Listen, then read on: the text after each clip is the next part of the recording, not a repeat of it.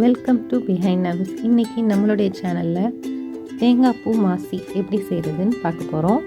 இது ரொம்ப டேஸ்ட்டாக இருக்கும். இதை நீங்கள் ட்ரை பண்ணி பாருங்கள் வீட்டில். ஃபஸ்ட்டு நம்ம காஞ்ச மிளகாவை நல்லா சுட்டு எடுத்துக்கோங்க. 2 காஞ்ச மிளகா நான் எடுத்துக்கிறேன். சுட்டால் தான் நல்லா வாசமாக இருக்கும், அதுக்காக தான் நம்ம சுட்டு எடுத்துக்கிறோம். அதில் ரொம்ப எரிய விட்டுறக்கூடாது. மிளகாவை லைட்டாக கருப்பாக வர மாதிரி தான் எல்லா இடத்துலையும் சுட்டு எடுத்துக்கணும். நான் இதுக்கு அரை மூடி தேங்காய்லேயும் இன்னும் அரை மூடி, அதாவது காவாசி தான் நான் எடுத்திருக்கேன். தேங்காய் நல்லா சின்ன சின்னதாக கட் பண்ணி அதையும் நம்ம ஜாரில் போட்டு கொஞ்சம் ஒரு அரை ஸ்பூன் உப்பு போட்டு நம்ம அரைச்சிடலாம். ரொம்ப விடக்கூடாதுங்க, லைட்டாக அரைக்கணும். லைட்டாக அரைச்சி எடுத்துக்கோங்க.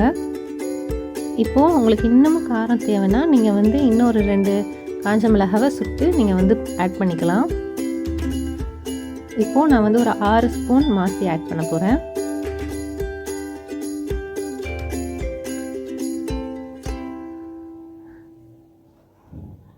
ஒரு 6 ஸ்பூன் மாசி ஆட் பண்ணிவிட்டு நம்ம லைட்டாக அதே மாதிரி லைட்டாக தான் நம்ம அரைக்கணும். ரொம்ப அரைச்சிடக்கூடாது மாசியை.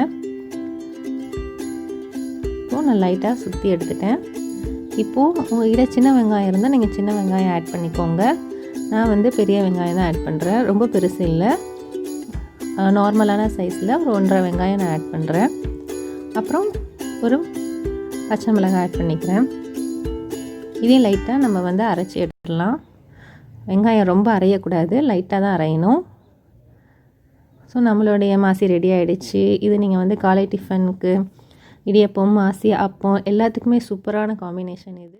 ட்ரை பண்ணி பார்த்துட்டு எங்களுக்கு உங்களுடைய கமெண்ட்ஸை மறக்காமல் ஷேர் பண்ணுங்கள். தேங்க்யூ.